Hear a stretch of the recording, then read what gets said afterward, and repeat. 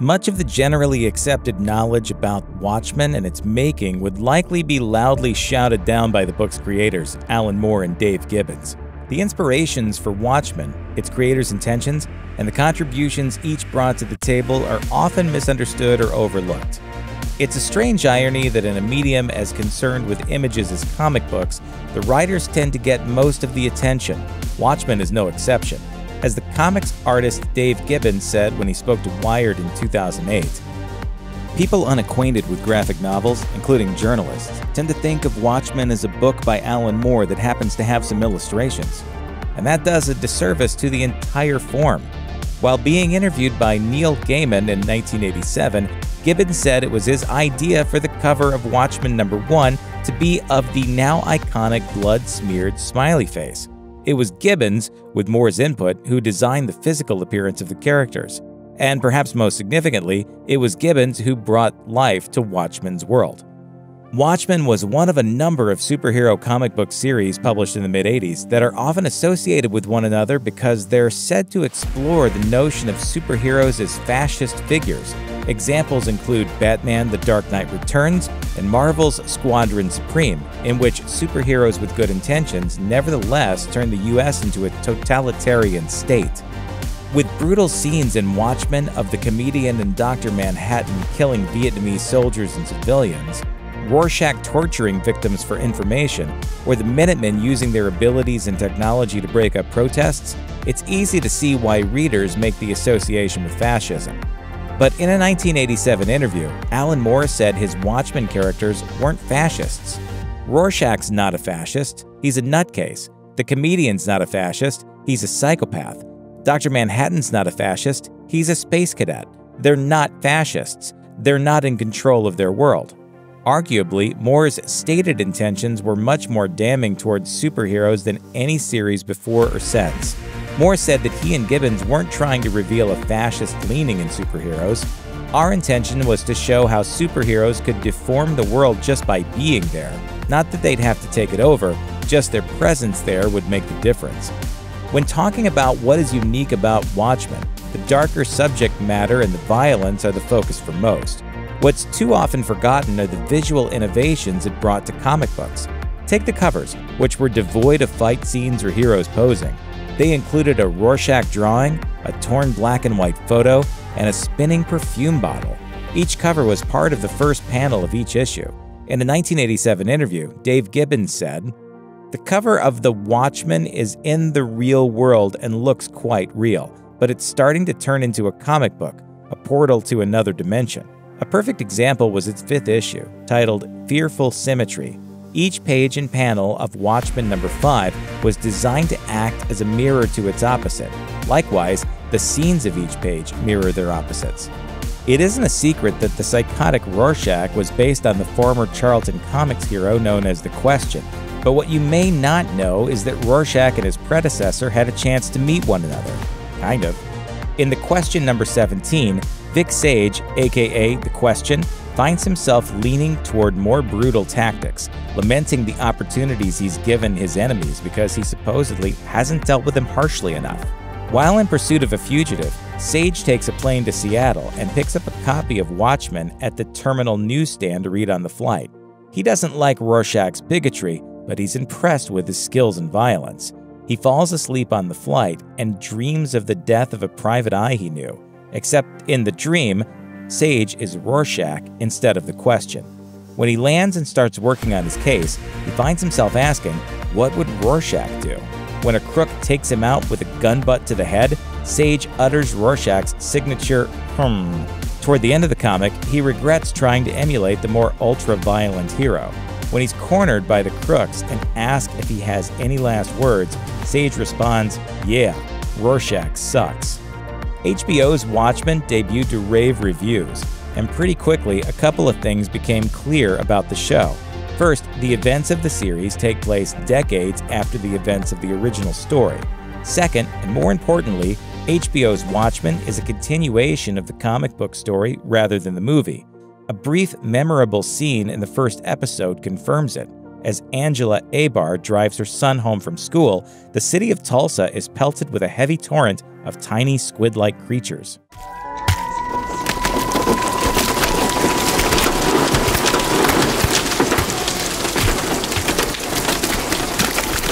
In the Watchmen graphic novel, we learn Adrian Veidt, aka Ozymandias, is behind a conspiracy to violently bring about a utopia.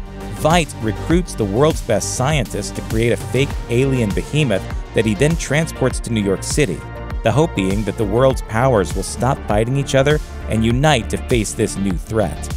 In the 2009 film, this was changed so that Veidt manufactures an attack that appears to be from Dr. Manhattan, with the same results. Since we know the alien squid isn't in the film, HBO's Watchmen can only be a continuation of the graphic novel. It could be these squid storms will be what uncovers Veidt's conspiracy, and we're already seeing hints of that. In Watchmen's second episode, a news vendor is spouting conspiracies to a man delivering newspapers. One of the things Watchmen is known for is its alternate history. In the graphic novel, Richard Nixon is serving his 5th term as president, and the civil rights battles won in the 60s and 70s never happened because the superheroes were there to stop the protests. So when the first episode of Watchmen opens with a 1921 race massacre on the streets of Tulsa, you might think this is more fictional world building, but it isn't. The Tulsa race massacre happened in the real world, and if anything, Watchmen only shows the tip of the iceberg. The 1921 Tulsa massacre has been largely lost from our history books because of systematic attempts to cover up the events. The Los Angeles Times reported, in the aftermath of the killings, attempts were made to cover up the events. Stories were removed from newspaper archives, and some official accounts were destroyed. This is likely part of the reason why the official death count of the massacre is 36, but more recent estimates put the number closer to 300 killed, along with around 800 injured. According to the Times story, the massacre began after news circulated that a black man had assaulted a white woman in an elevator, though later reports suggested he may have tripped and fallen onto the woman on accident. The white rioters, supported by the Ku Klux Klan, not only killed and injured black citizens, but they destroyed the black-owned businesses of Tulsa, places so successful that Booker T. Washington had coined the community as, quote, the Black Wall Street of America.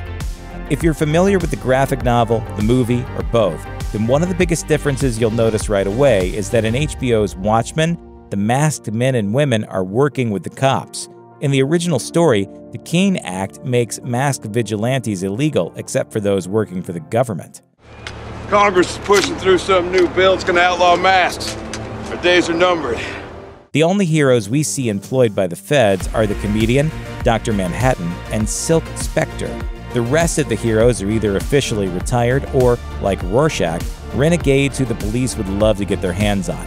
So it's something of a shock when, with the exception of the Rorschach-inspired cavalry, all of the masked people of HBO's Watchmen are police.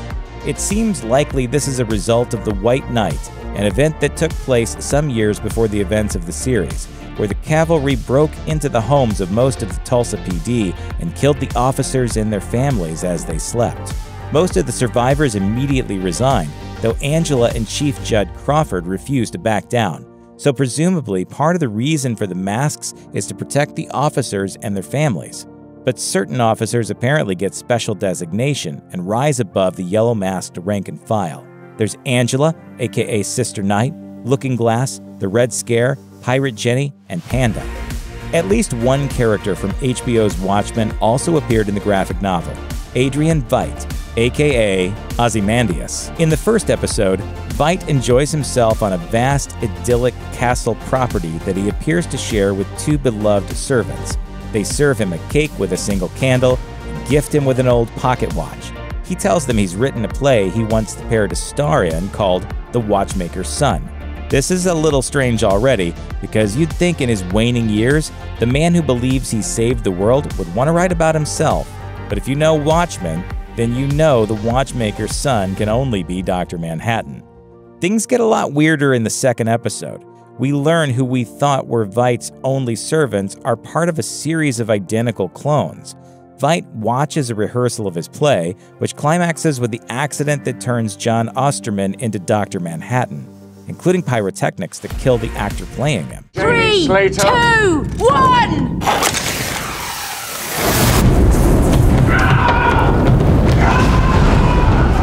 No one seems particularly upset with this, and Veidt directs his clones to put the dead actor in the basement with the others. What's not as dramatic but still noteworthy is that his servants bring him another cake, but this time with 2 candles. Assuming these events happen concurrent to what's going on in Tulsa, we know a year hasn't passed, which suggests the cake isn't a birthday cake after all, but something else. The image of the watch recurs over and over again in the Watchmen graphic novel. Each chapter ends with a ticking clock. The 4th chapter, Watchmaker, goes back and forth in time through the lens of Dr. Manhattan's non-linear point of view.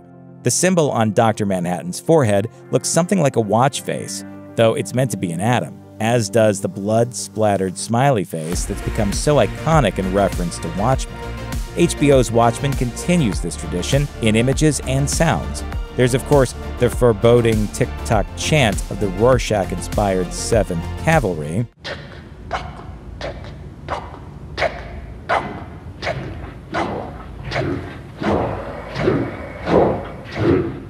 When the Tulsa PD raids a cavalry safe house, we learn the group is using old lithium batteries from watches to build some kind of weapon.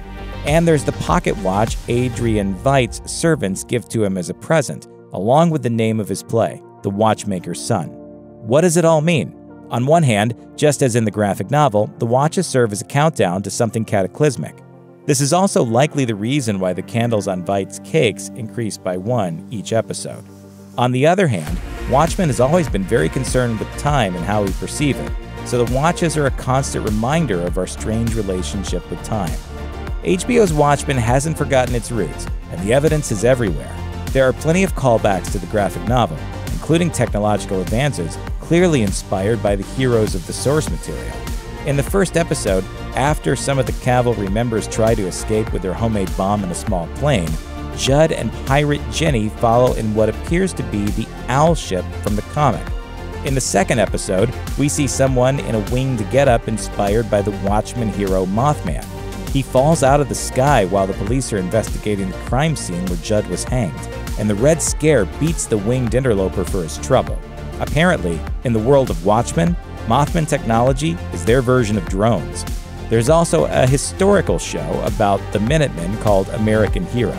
By the second episode, we get an entire bloody, brutal scene involving Hooded Justice and a group of robbers. The hero was only seen in flashbacks in the Watchmen graphic novel, and he's a perfect addition here.